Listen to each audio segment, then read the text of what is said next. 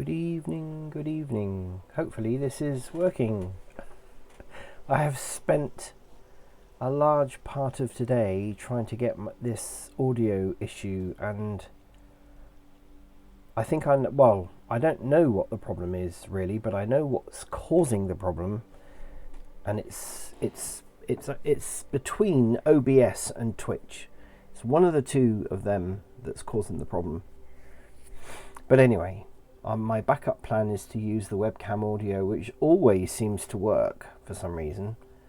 But my nice lavalier mic, which is what I'm using now, I just don't understand. I use like a deck. I know I keep going on about it, but it's really, really irritating. And I noticed actually today that quite a few other people on Twitch have had problems. So I'm not alone. Anyway, welcome to another stream. I must admit, I actually really quite look forward to these now, and I'm hoping that maybe people are enjoying the shorter streams. I know I was kind of experimenting really with doing longer streams, and they are extremely tiring. Talking away for an hour and a half is long enough, but talking and whatever I'm guessing it's slightly easier when you've got lots of people to interact with. I don't know. I might be talking rubbish, but anyway, it was interesting today. My tablet, the pen for my tablet, I kept noticing that it was like really just a little bit sluggish. It didn't seem to be as responsive until I looked really, really closely at the nib. And of course I use my pen tablet a lot. And I noticed that the nib was really worn. It was flat. It was at an angle, but it was flat. And of course, you're not supposed to use your tablet that way. But anyway, right. Today, I wanted to show a few things. I think, depending on how I want to just show a few things, and I've been playing around as well with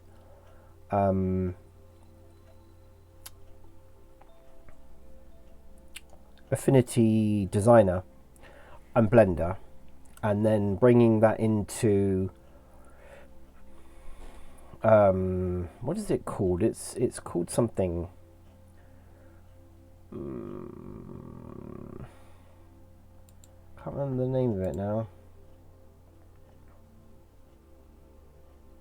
3D something or other.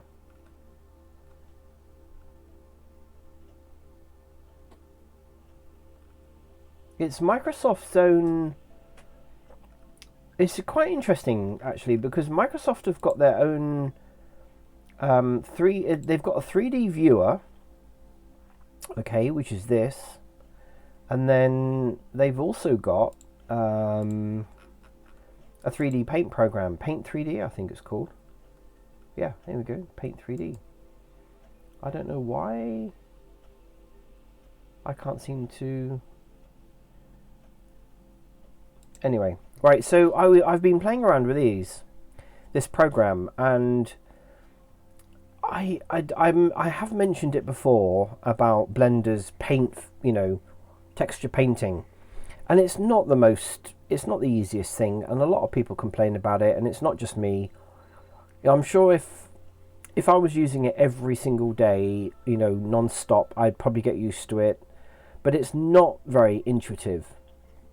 And I've been playing around with this, and I've been testing lots and lots of different, so I've been, hopefully you can see that, I've been testing out lots of different file formats and such like that can go in and out of Blender into this Paint 3D program, because this Paint 3D program is actually really quite good.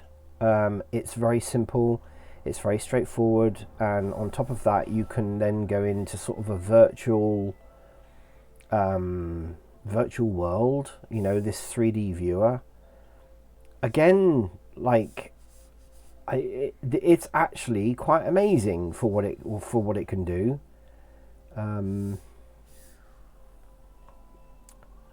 So yeah, I think this is its default. I haven't, to be honest, I have played slightly with this, but it's actually really interesting. It's extremely fast. I know I've got a lot of memory and a relatively good computer and a good graphics card, but even so, it's pretty neat. And this is like some sort of 3D studio environment kind of thing, and you can alter the lighting around, for instance, and you can do all sorts of things with this. It's quite amazing. It's actually quite amazing. So I'm guessing it's playing some sort of animation here at the moment, and then you've got a second animation that you can go with it, and then the third animation.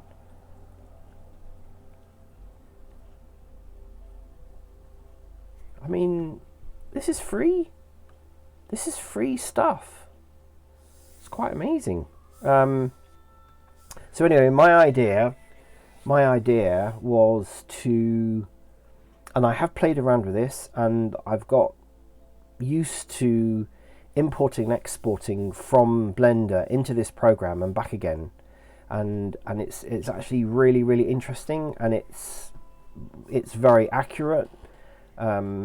It certainly is a lot easier to use than Blender's own texture painting, built-in thing, because I just find the texture painting in Blender is just like several things. I know I keep moaning about various different things, but it's kind of an aside to everything else. Obviously, it's a 3D, 3D kind of package.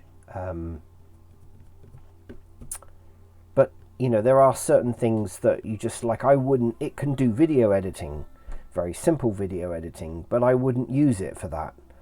Like, I wouldn't really use it for producing textures because I just don't think it's really, really very good. So Blender's got its really good uses, but there's just a lot of things that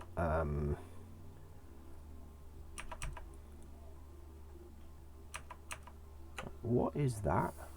I don't know what that is. Oh, okay. Right. So I'm going to keep checking. I'm going to keep checking the audio. The only problem with wearing a lavalier is the fact that you've got this great big long wire trailing everywhere. But I'm hoping that the audio quality is a lot better. So anyway.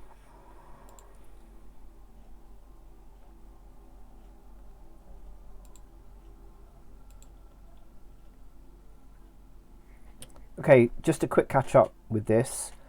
I finalised this project here. I'm going to go through a couple of little things that I've been doing in the background. Again, unless I get feedback for anything really, I'm just going to assume that no one's really interested in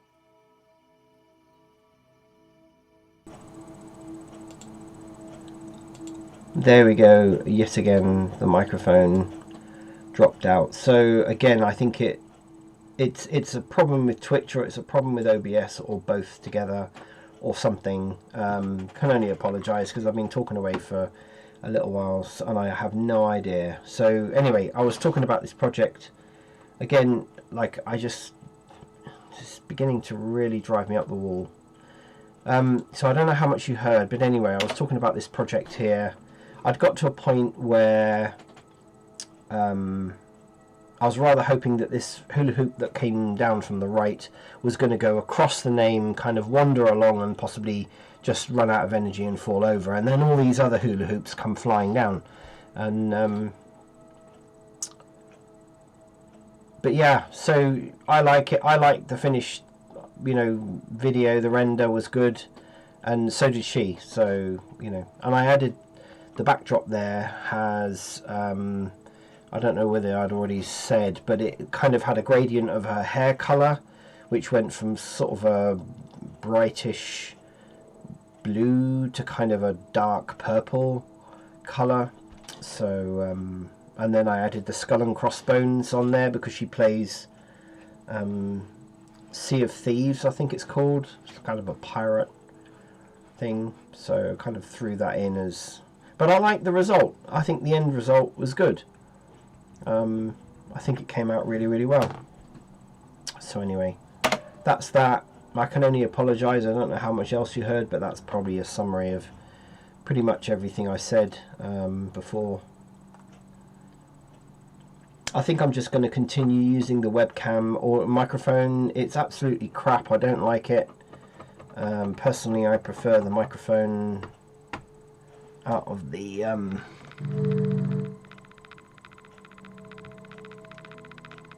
microphone off of the audio unit, but it just quite clearly is just not going to work for whatever reason. I even bought an interface card, a USB 3 PCIe card or something for my computer, because I thought maybe this deck wasn't getting enough audio, blah blah. But it's nothing wrong with my hardware, because I can use exactly the same hardware with lots of other programs like Zoom, like other programs, audio recording and such like, and it works perfectly okay without a fault every single time.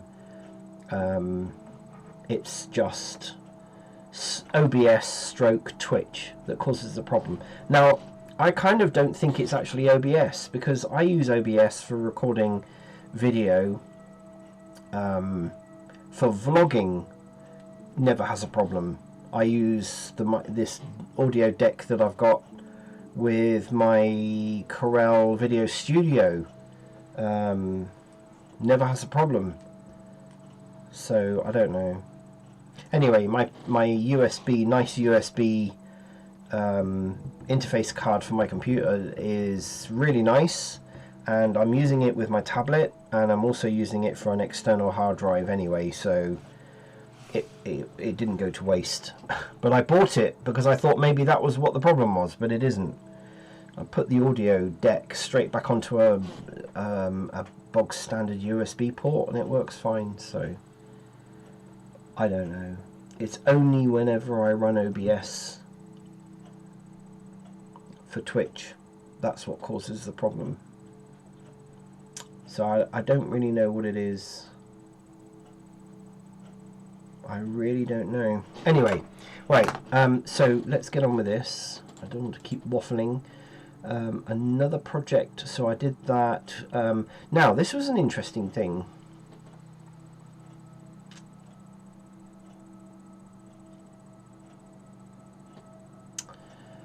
I don't know whether I saved it. Did I actually save this? I need to go in here. So, I played around with something, and I thought, I wonder, can I bring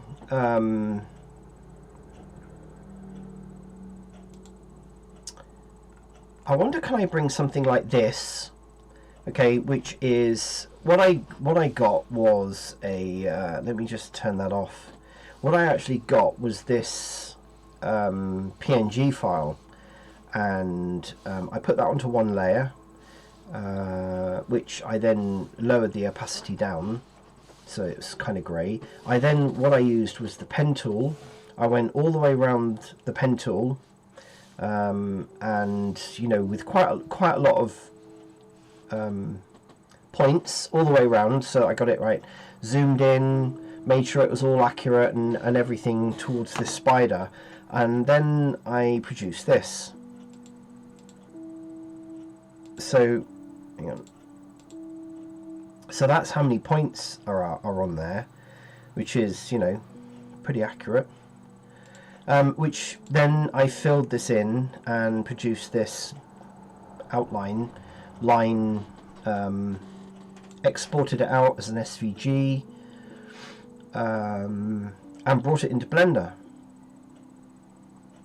And I thought, I wonder, could I use this for modeling? Is that going to be possible? So now, I mean, if you just think about it,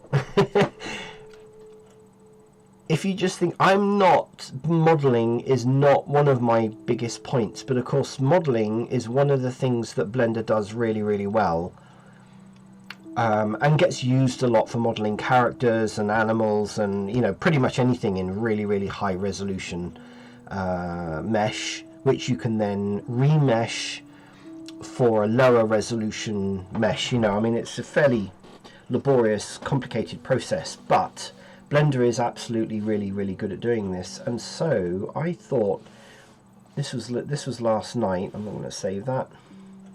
I thought, is this going to actually be possible? So I brought the SVG into Blender. Now I want to show something that, again, people might not have realized that you could do this, or that it was a step that you could actually do. So anyway, I modeling's not my strongest point, so I thought, okay, I extruded it, okay, and obviously there is a lot, and I then remeshed it, and it's a fairly high, it's fairly high. I made it really high because I thought, I really want to try and see if I can, if this will really, really work. I was pleasantly surprised at how well this actually worked.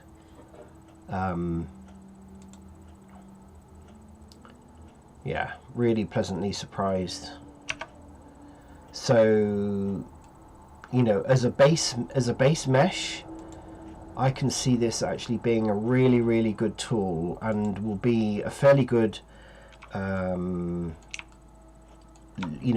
in for me to make things out of mesh, because I watch people making things, they start off with a sphere, and then 5 minutes later they've got a torso, and then 10-15 minutes later they've got a head on there, and then they're building an alien, and then they've got arms, and it's just, wouldn't I just love to be able to learn how to do that really, really easily. But yeah, so anyway, this works. This actually works, and it's very easy, quick. I sort of remeshed on here. Am I using Dynatopo? No, I'm not. But I mean, but it works. It actually works. Of course it works. But I was quite surprised at how easy I was able to just start, making. So I might actually continue this, because I know a lot of people have got fear of spiders and such like. But I mean, this as a start off, this looks hideous now, but you would go around, and of course if you watch any tutorials on meshing and sculpting, you're told to take your time, and obviously I'm just messing around with this, okay. I'm not really making anything out of this, I'm just messing around, but it realistically, it doesn't take very long before you've got something that, you know, actually looks quite good. I think a lot of the time the meshing has to be done in very small, you know, very small strokes and quite lightly, in order to, so that you can kind of build up your mesh gradually. And I've probably got this way too high. Is it Alt or Control? No, it's Alt. It's Control that smooths out. So, you know, it doesn't, see, look at that. It doesn't take very long before, I mean, I'm not really taking my time doing this, but you know, it's not going to take very long to start getting something that could represent a spider. And I haven't had to start from scratch, because that's my weakness with sculpting. My weakness is starting off, you know, and I think that's what puts most people off sculpting, because it's like being asked to draw something. I wouldn't know where to begin. You know, you watch an artist and they're scratching lines down on a page, and you know, and to me it looks an utter mess what they're doing, but of course what they're doing is they're building the structure.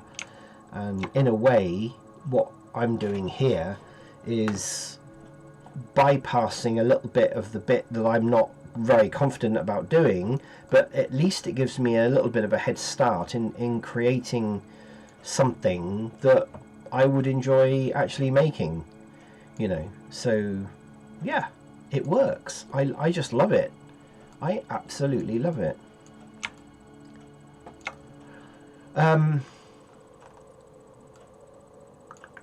Okay, if I bring in, I'm not going to save this because I've obviously mucked it up. If we start off with a new general do free, let's just get rid of that. If I bring in that SVG file for that spider,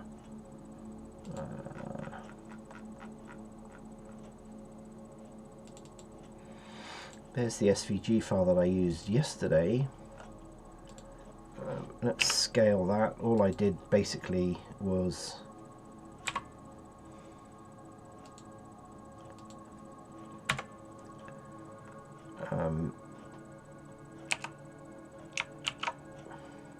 just brought that down there. Okay, so this is the SVG file brought in. It's a curves. It's basically curves. So if you go into edit mode on this, actually let me take the black color off, because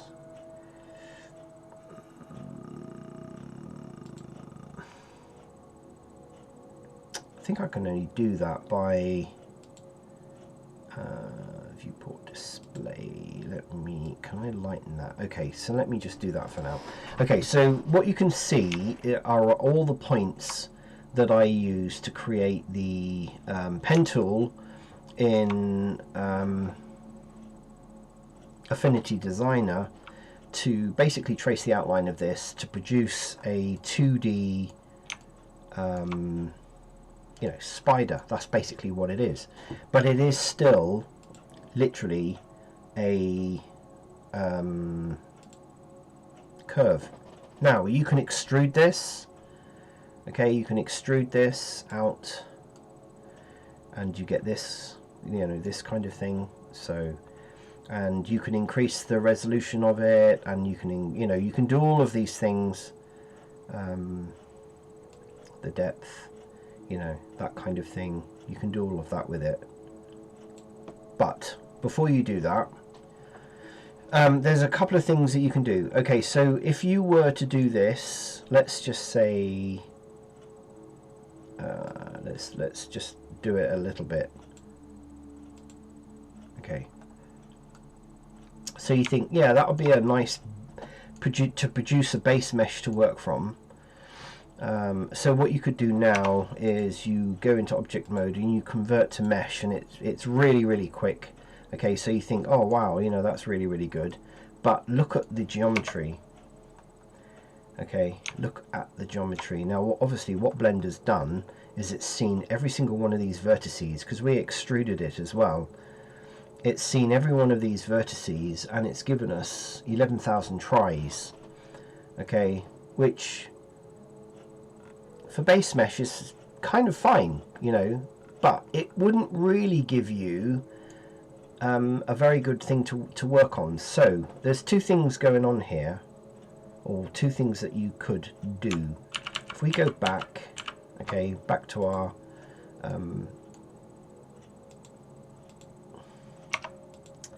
SVG file as we brought it in. Now it would do exactly the same. If I duplicate this, just bring that up there for a minute. Okay, so if we go down here, if we now right hand click on there and convert to mesh, it does pretty much the same thing.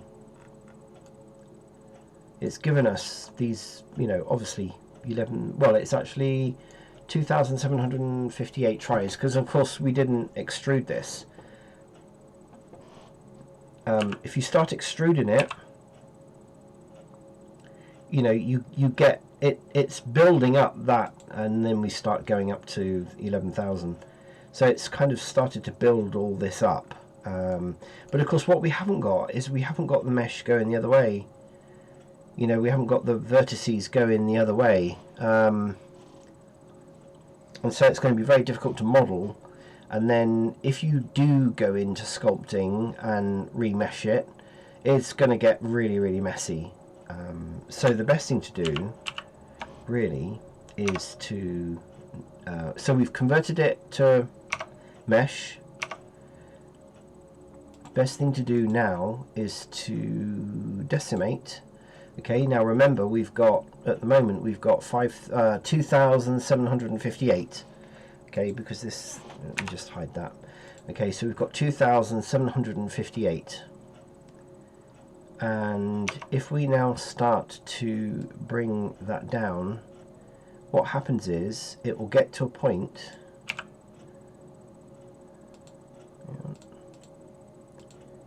Come on.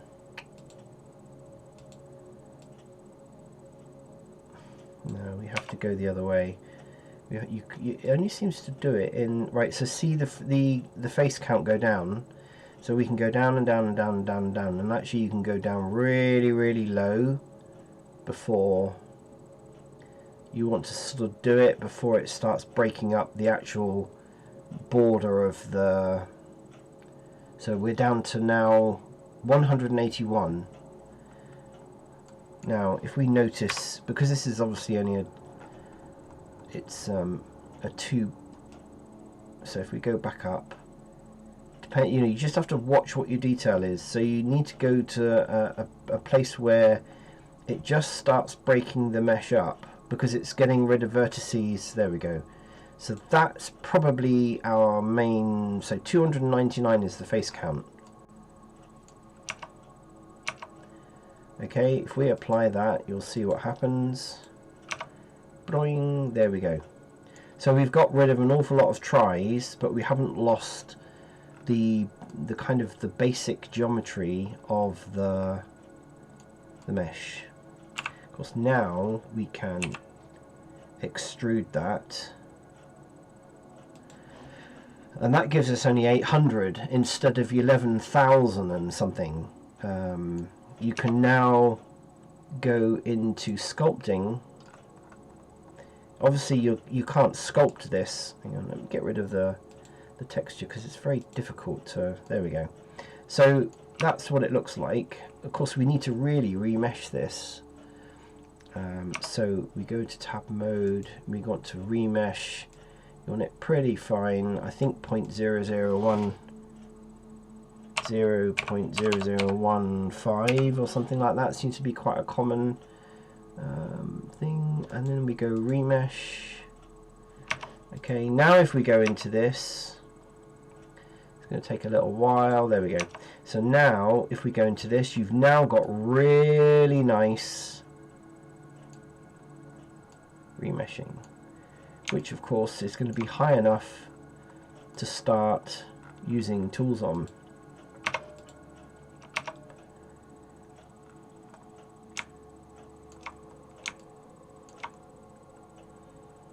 So I keep checking over here because I'm checking my audio and I'm checking to see whether anyone's in chat or not.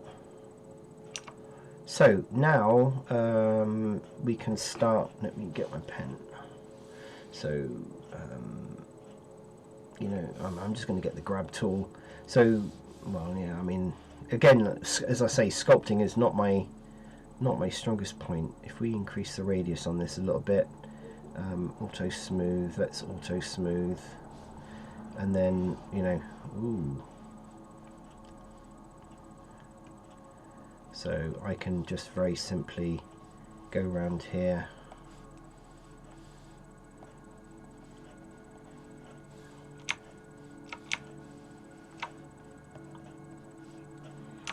Is it control? Yeah, control goes in. Something else goes out, or is it shift? Oh, shift. It's shift that smooths. Okay, that's what it is. It's shift that smooths. I watch plenty of sculpting, but I'm not because I don't feel really very confident doing it. But look at this. You know, you can start. You've got base mesh with which to work on. Yes, it is cheating a little bit, but then, you know, am I going to work on something like this if I had to start from scratch? No, I wouldn't bother, because I can't. It's not my skill set. You know, do you know what I'm saying? This is not my skill set to do this kind of thing. Now, again, like I said yesterday, this kind of leaves things to your imagination about what else you can make. Okay, now something that I tried out today, which was, if I open recent, oh, I didn't save it, did I? This is what we were working on yesterday.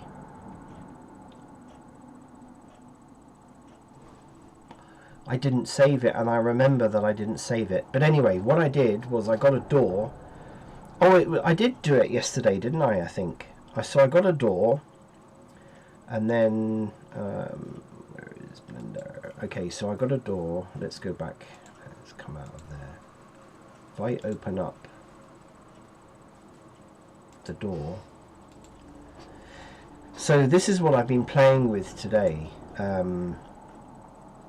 So I made this door. I drew it basically in Affinity Designer very, very easily and quickly. Cleaned up the mesh, extruded it.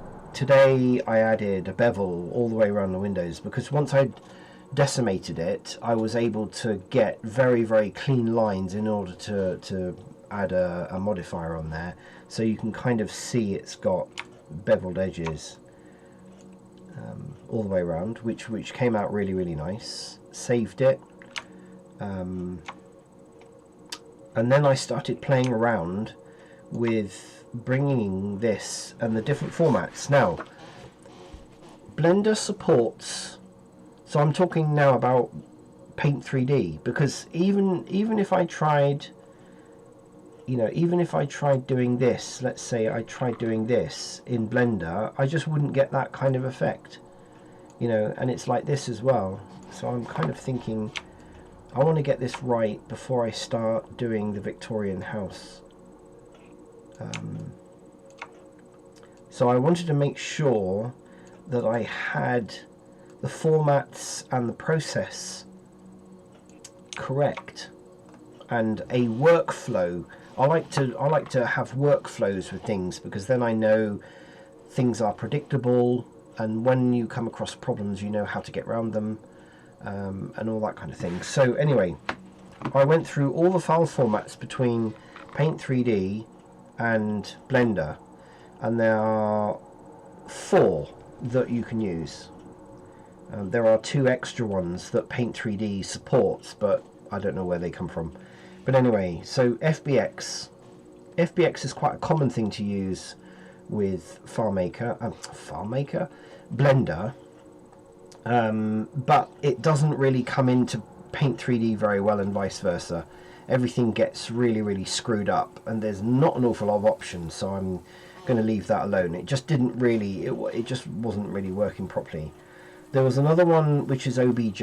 OBJ I've used quite a lot for bringing models that other people have made and for exporting models out into OBJ. Again, that didn't really work. Didn't really work very well at all. But with interaction with other programs, it works really, really well. STL, which is supported by Blender and also Paint 3D. You can only import it, but you can't export it back out. So it's, I don't think Blender imports an STL file, does it? It does. But you can only import it into Paint 3D, you can't export it back out again. So, and I didn't seem to have an option to actually export it out in any other format, which seemed a bit weird. But anyway, you know, this is why you go through all of this kind of stuff. The one that worked, and it worked really quite seamlessly with only one little issue, which I shall demonstrate, is GLB. Now GLB seems to be a format used by Paint 3D quite a lot, so I don't know whether that's where it's come from or whether GLB format is I can probably find out. GLB format, is it a Microsoft format or GITF file which uses JavaScript? Whoa, okay. So this was developed in 2015, so it's a young format. Wow. Okay, so GLB and GITF formats go together. Three-dimensional scenes and models. A GITF file uses one of two possible file extensions, GITF or GLB. I think Blender supports GITF or GLT, you know, GLB and GLTF seem to be the same. But in Blender it's GITF2, and then in brackets it's got .glb, .ltf, so I guess they're interchangeable. One and the same. It was made by, developed by a company called Kronos Group. Okay.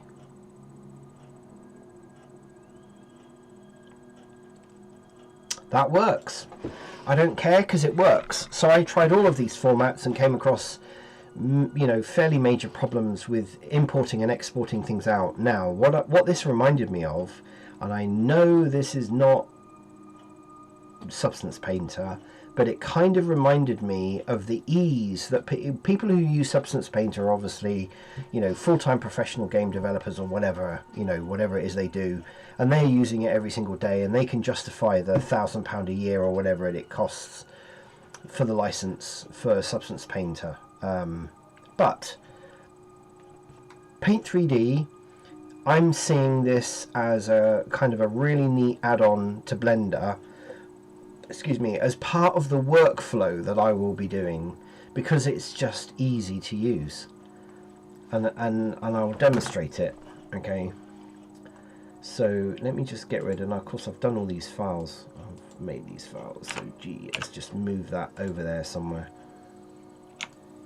So here's the file, here's the mesh that I took out of, I mean, this is where it gets really amazing, because all these programs just work together, and when you can do that, that's when it becomes useful, really useful. So I made the SVG file really easy in Affinity Designer, brought it into Blender, decimated it, got the, you know, the clean mesh, extruded it, flipped the normals, beveled it. That's it, basically. Now, something that I like with using Paint 3D is the fact that if you've got a material or materials on Paint 3D, in Blender, you save this as a GLB file. So if I highlight that and export out as a GLTF GLB file. Okay, so let's do that one because I'm just going to overwrite it. There isn't really anything else other than just limit to selected objects. That's all I did. Export to GITF. I then went into Paint 3D. We got a blank canvas here. Just went to menu, insert, file, double doors, edited to, which is that one that I've just saved. I just opened that up. Boom. The mesh is perfect. It's exactly the same as it is in Blender. The texture is the same as I did in Blender. And that's what I find quite amazing with this thing. We've got this 3D view. The one thing that I found a little bit funny in this program is, and I'll talk about the little quirky things that happen, but anyway, let's just edit the color. So I'm going to, let's just say I put something like blue on there because that's going to, you know, I can just make it whole blue, grey, white, you know, whatever you want basically. Let's make it brown. Let's make it brown.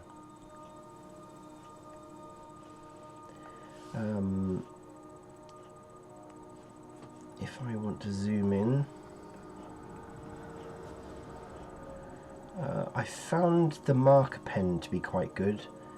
The watercolor pen tends to go everywhere, and the spray can again tends to go, but anyway, right, so let's just select that. Let's lower the opacity down. Now let's say I want to add some aging to this. You know, whatever.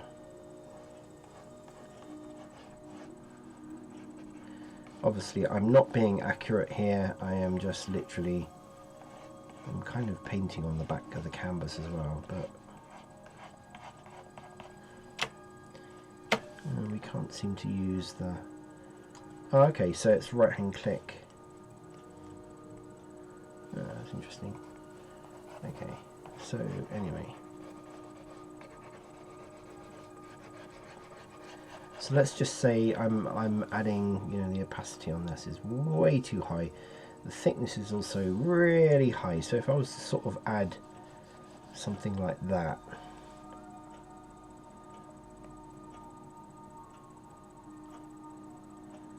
oh, that's interesting. Right, okay, so let's just say, you know, I want to do something like that. I just want to age this thing, really. I could have used this when I did the locks in, because that was hard work doing the locks and the doors in my Victorian building, you know. I can't use that either. It's interesting. So yeah, I seem to be painting on the canvas, which is fine. Obviously I'm using a spray can. Now the only thing that I think is a little bit odd is that you can't seem to zero this out. I haven't found a way, unless it uses keys. No, it doesn't. Okay.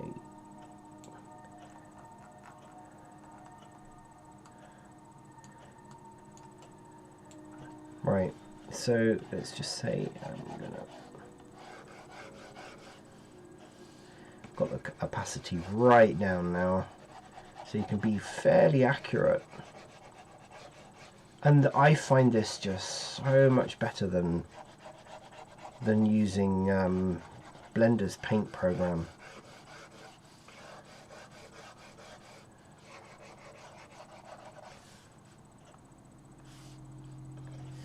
Right, so let's just, you know, I want to do that maybe a little bit darker.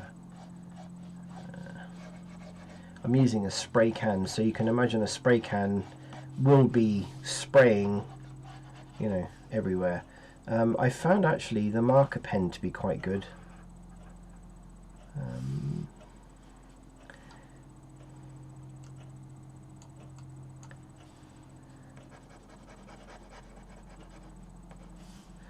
opacity is a little bit too low. There we go. So this was quite a good thing. You know, very quick to kind of age stuff. You know, stains or whatever.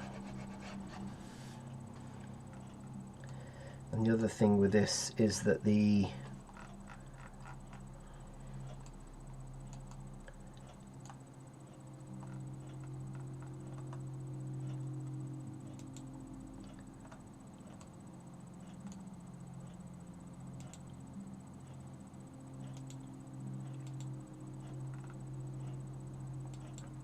there must be some kind of way of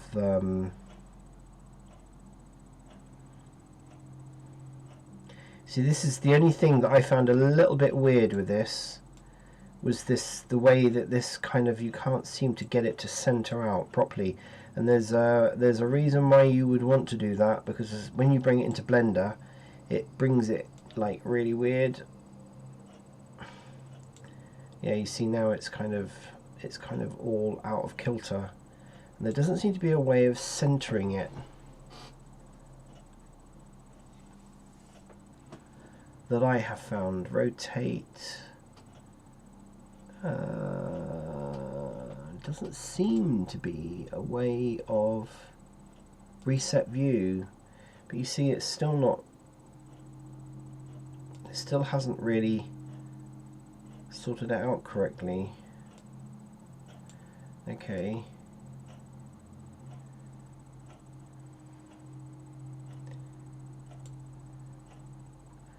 That's still not right. But anyway.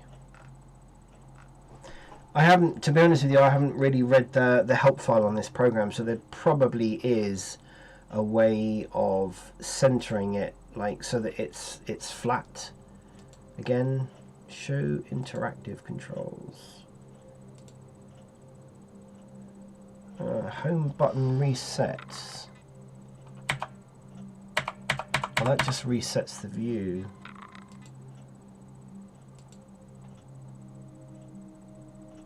Page up, zoom in, zoom out. Okay. Okay. Right. So there is shortcuts to everything, but there doesn't seem to be kind of a reset view that works. I mean, there is reset view, but it doesn't seem to alter the redo, group, rotate and flip.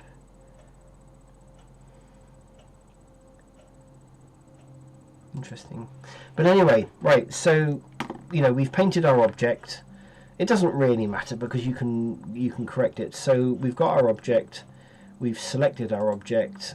We can now go save as a 3D model. I can now select GLB. So if I type in here paint 3D version, okay, version, so it's a GLB file. You know, that seems to work. There isn't any options, so I just save it.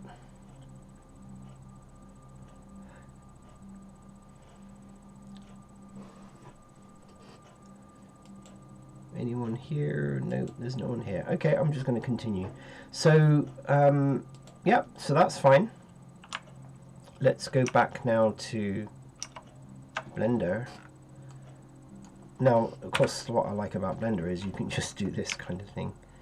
It's a shame there may be shortcut keys that can, you know, reset the object back to, but it is a sort of a 3D world, so I don't know.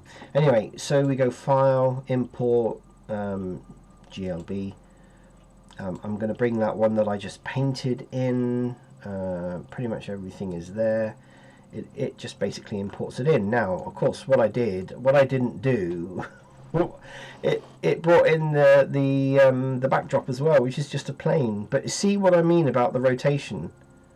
It's very, very odd. But the most fantastic thing is it's brought in the textures. So everything I did, like changing the color and altering the textures, you know, whatever I did on there now looks really, really good. And it looks as good as it did in the paint program. I mean, you know, it's quite amazing, really. Things that I've noticed coming in, obviously, I'm playing around with this in that Paint 3D, and it's brought it in like this. So that's very easy to center out, that's not a problem. There are other things that seem to come across. Now, this is the first time I've accidentally, I must have highlighted the backdrop, but you know, these things are easy to get rid of. Then it brings in which is what the door is attached to, which is a 3D, what do they call it, empty. So it's the parent of the door. So maybe that's a GLB thing, or whether that's a Paint 3D thing, I don't really know. But, you know, again, it's fine because you can just delete this. Then, very, very quickly, you can reset this. Now, something that I've noticed, which maybe somebody can explain, is when I've obviously brought this GLB file, I've now got a W rotation. Rotation in quaternions, a rotation in quaternations or something. I don't know what that is.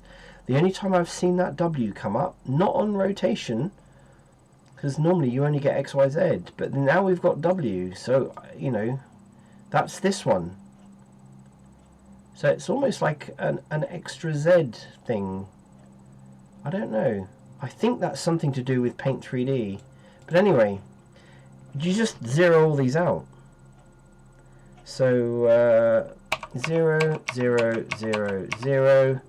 Then for this, you just type in, because you only want the scale to be 1, and it always comes in as 0.792, blah, blah, blah. So you just go 1, 1, 1, and there it is. It's brought back in exactly the same size as the original. You know, you can just center the origin, it's not a problem. G, Z, oh, Z. You can just bring that in, and that's the only little quirky thing, but other than that, everything else works fine. Now, the other fascinating thing that I looked at today was, ta-da! Okay, a couple of little things. One, the UV is absolutely awful. Now, I didn't check whether that is something, is that actually to do with, no, because the original didn't have a UV.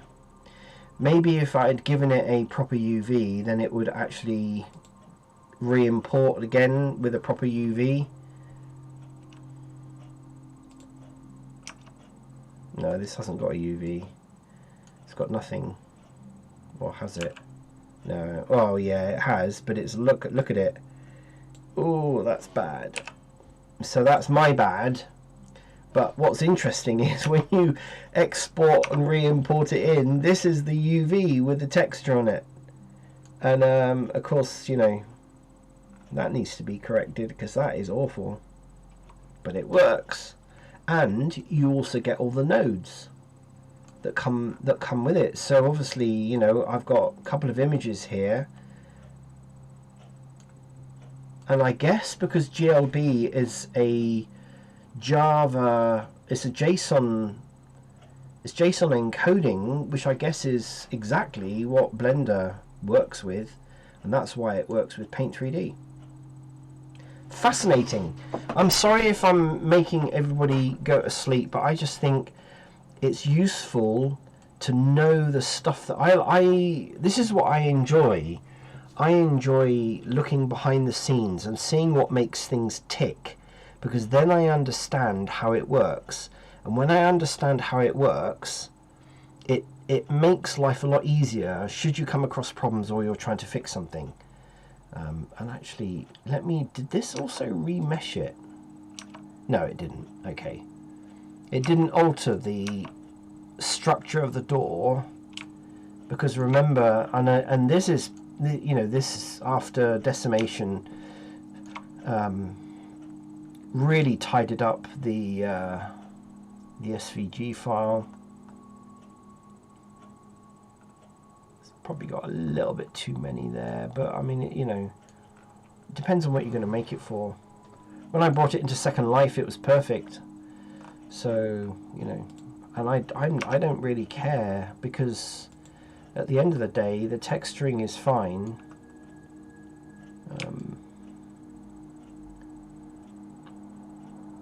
It works.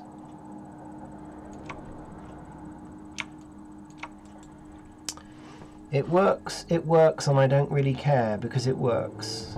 Again, depending on what you're using it for. But you know, look, the way the UV work, I don't know whether, I'm guessing that happens when you bring it into Paint 3D.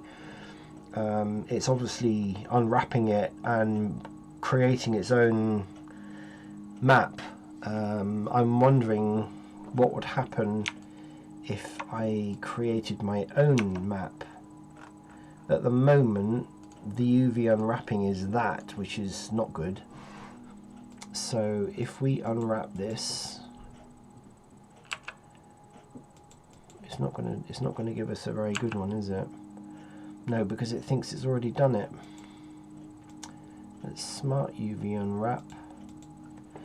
I like to go to about 0.003 island, and there we go. Now we've got a nice UV unwrap.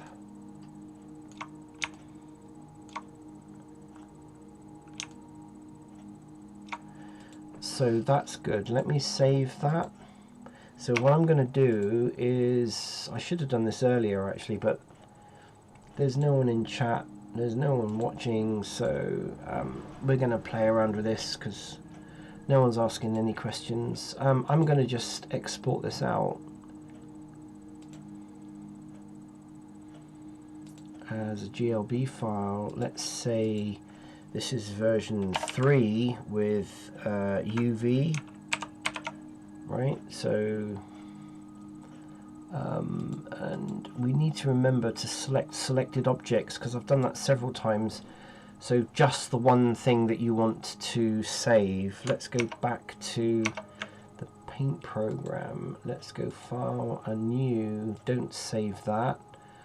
I want to open.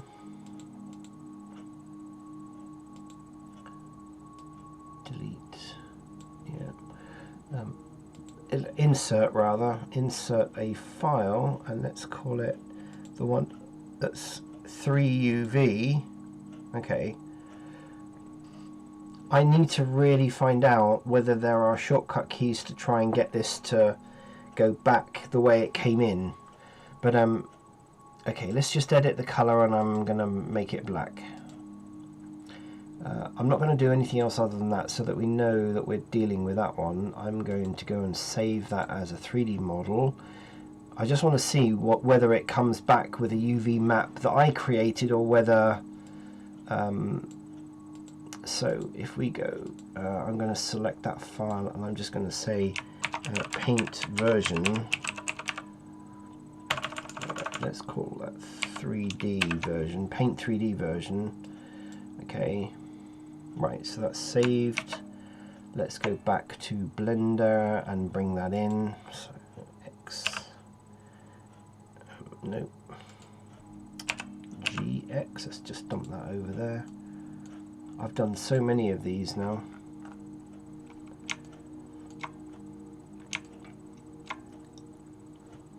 I shared a couple of these ideas with Affinity Designer and using it with Blender, and started actually a conversation that a mod came in and said, could you please say this, you know, could you please discuss this in another area of the server, because we kind of, people just didn't realize that you could do this with Affinity Designer and interact this with Blender and Paint 3D.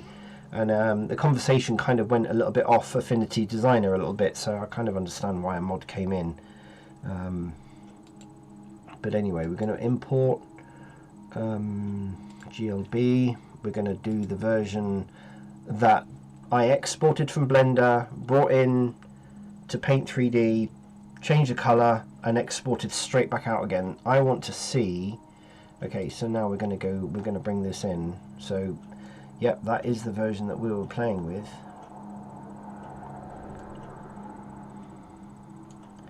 I want to see If we go in here, I want to see what its UV is like.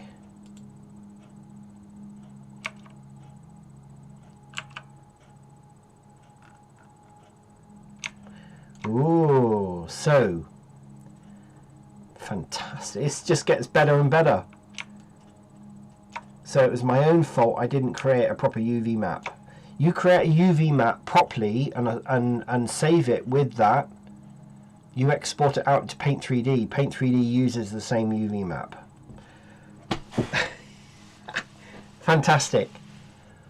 Absolutely fantastic. And you've got all the nodes to play with as well.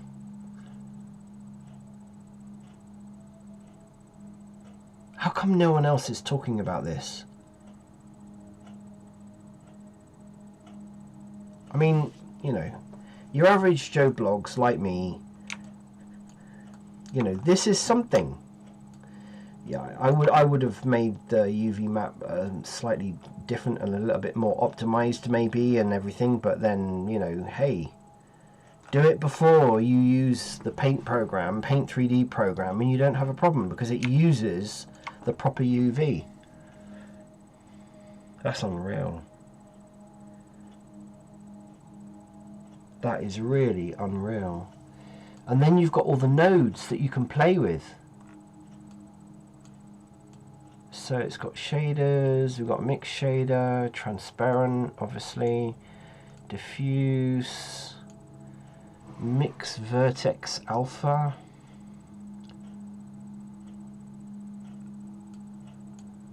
And then obviously we've got a diffuse there and a specular glossiness.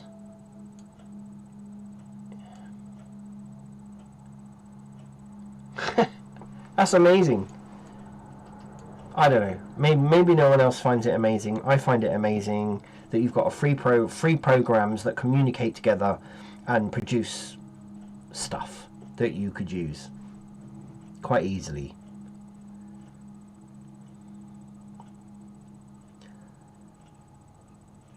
I find that quite fascinating. I find that fascinating. Anyway. So that was that. I'm going to save this because this is very interesting. I've kind of built up now a little bit more, learned a little bit more. You know, again, it kind of all depends on what you want to use it for. But to me, for my simple artistic skills, this is fine. I'm intrigued with this. So obviously Paint 3D creates a parent and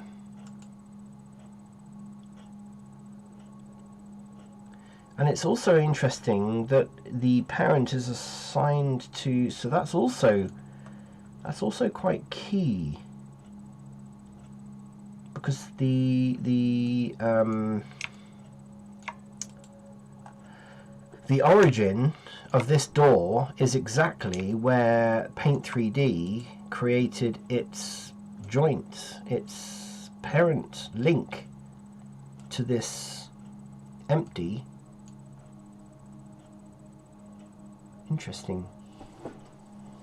Very interesting. I mean, you know, but yeah, and it always comes in at 0.792, the scale. And the rotation, so I'm guessing that Paint 3D just uses W for its rotation, I guess. I don't know. It's just very odd.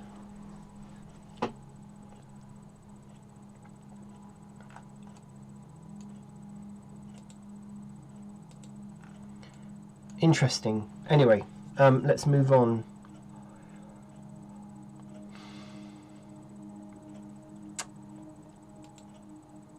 So that was that. What else did I want to talk about? Affinity Designer, texturing, which is obviously this bit here, and then obviously projects. Well, the other fascinating thing was obviously the sculpting with the spider, which I thought was, you know, again, really quite neat. Now, there was something else I did, which I thought was also really good. I know I keep going on about Affinity Designer, but it's kind of, it's just lifted a whole load of pressure off of me making stuff. So, no, I didn't want that. If we go back to Affinity, okay, let's just get rid of that. I'm going to create a new document. Boink. Right. This I also found fascinating. So I just basically scribbled. I think I used the pen tool. No, did I use the pen tool? The paint? No, I used the vector brush. That's right. And I squared it off. So the ends need to be, well, they didn't need to be, but yeah. So anyway, I just drew some lines like this, and then I did one with pressure. So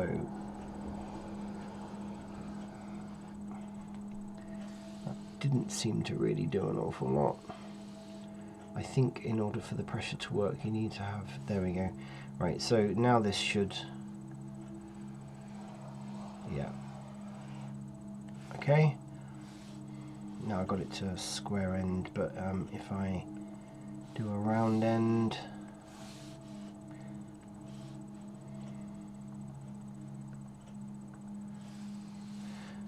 let's get rid of that one there, because that one there doesn't really.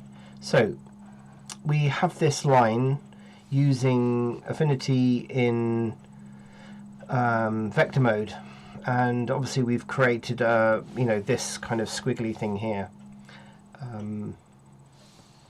What was really interesting was exporting that out as an SVG file. We just want the selection only export. I'm going to stick it in there. I'm just going to call it wavy line. Wavy line. Okay. Go back to Blender. Let's import that wavy line. SVG. I saved it in the spider directory. Spider, let's bring in the SVG. So here's our wavy line.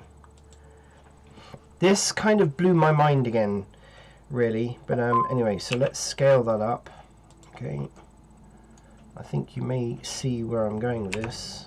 G, let's just dump that there. Let's scale that up a bit more.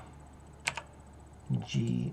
So anyway, we've got this nice wavy line that has actually kept the pen pressure that I used with my pen. And obviously I've got it fairly light because I don't really like using it too heavy, but you get the general idea. Okay, guess what I can turn that into? Let's zoom in on there. Now you can see there's an awful lot of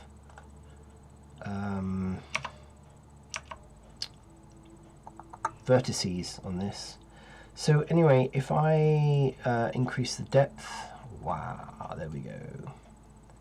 Now the only things that I came across with this, I think increasing the depth on some of the vertices at the end, but there is a point where, so what I did was went into tab mode and just deleted a whole load of those. Yeah, that's fine. At the end I may well have not really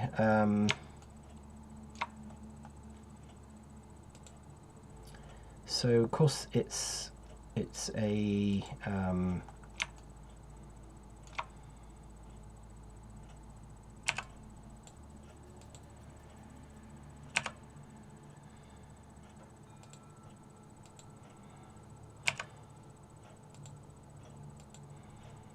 so we can obviously alter that around to make it look how we want.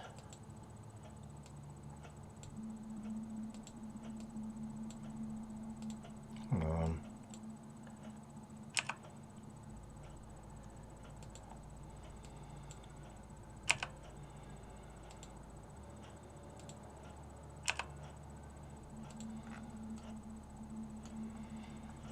If I'd have spent a bit more time on it, you'd have probably realised what I was doing. So anyway, so then we can add that, expand the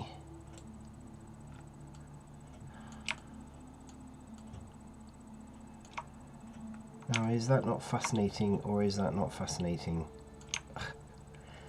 How easy it is to create stuff like this.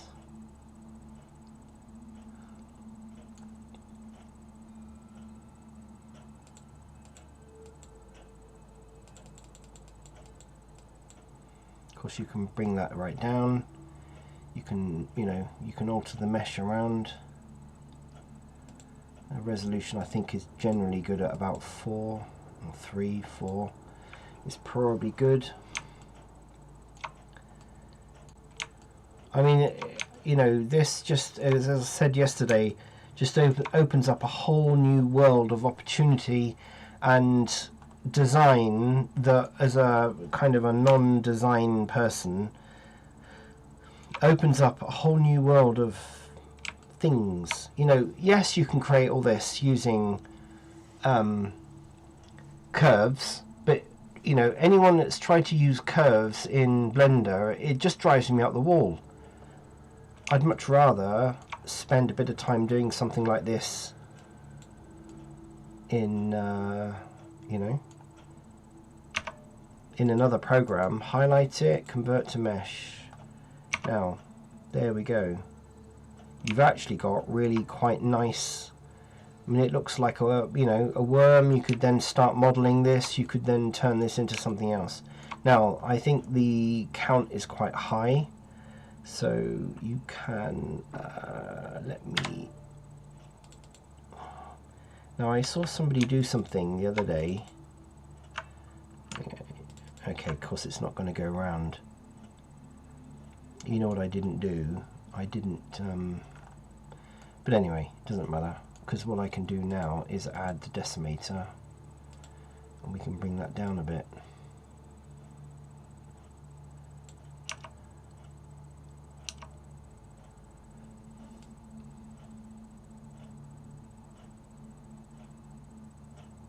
Probably about there.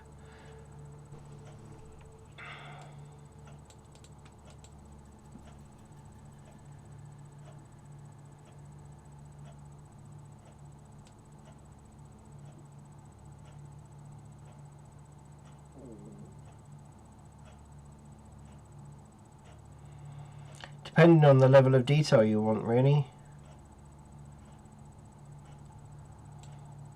I'm doing this without really, I'm not really looking to produce something, so I'm not taking my time doing it. I'm just literally just, kind of playing around. But anyway, you get the general idea. I mean, if you were sculpting this, you would remesh this anyway, to get that really nice, But I mean, for something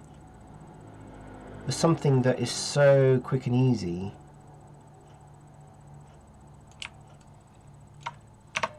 I think it's worth the time and effort learning this, and it certainly seemed to create some interest on Affinity's own Discord server, which is why they told us to start talking in the 3D section of the server, because I started talking about Affinity, and then of course it went over to Blender, because a whole load of people said, I didn't know you could do that with Blender, because they're obviously using Affinity.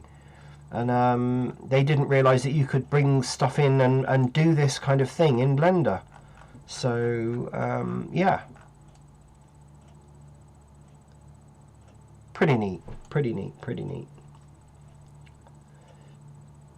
Anyway, I think I've been going on long enough. No one's got any questions. Has anyone? I don't think even anyone's watching, are they? No one's watching. That's fine. Okay. But people seem to like watching my videos afterwards, so that's why I continue to keep doing these. So yeah, I'm going to cut this now. I think I've waffled on enough and probably sent everyone to sleep. Audio is still going, so I think from now on I'm just going to... I mean, I would like a little bit of feedback. I don't know whether people can hear me correctly with this webcam audio, because quite clearly there is something not really right about OBS and Twitch with my nice audio kit, but it works perfectly okay with this for some reason. So yeah,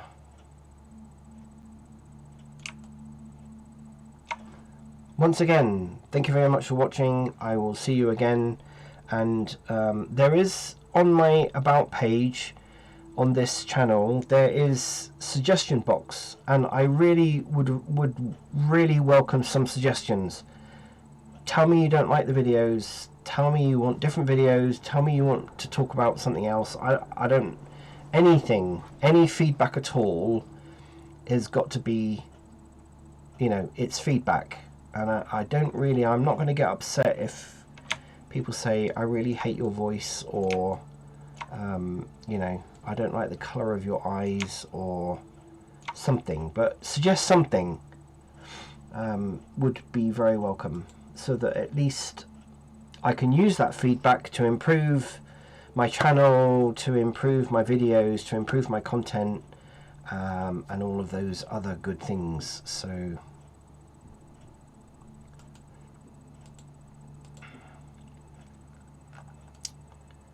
I just think this is brilliant. This is just really brilliant. It's increased my interest again, especially on the sculpting side.